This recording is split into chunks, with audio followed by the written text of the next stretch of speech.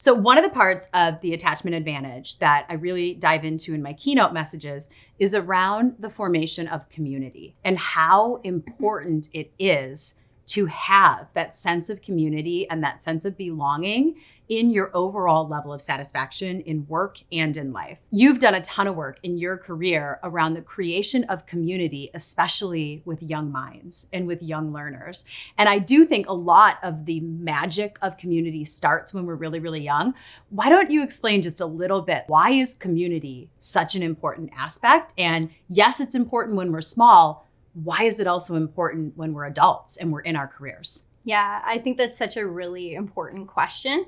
And I also think your question kind of gives a nod to the fact that we can learn so much from the way in which we work with young people, because it's really so similar for all ages of people. So I think also the term attachment advantage has the answer right in it, because so much of who we are as human beings and the way we walk through life has to do with the kinds of attachment that we form early on in life. So it's been such an honor for me to get to work with young people in that the way in which we approach our work with them really helps sort of direct the kinds of attachments that they form that then are the foundation for the way they walk through life as they age. So we can take a lot of lessons from the ways in which we build community.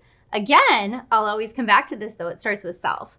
So we have to always think of people as sort of, and this gives a nod to emotional intelligence theory, as we have to start with self. So if I like to explain it this way. If you think of a bullseye, like the target symbol, at the center of it is self. And that's not necessarily a bad thing. Human beings are egocentric, especially in child development theory. We start off as egocentric people, but if you start with self, then you can move out from a place of self, having a really solid sense of self and a solid attachment that then informs concentric circles as you move out to inform the ways in which you behave with others and the impact you have beyond that, globally in your community.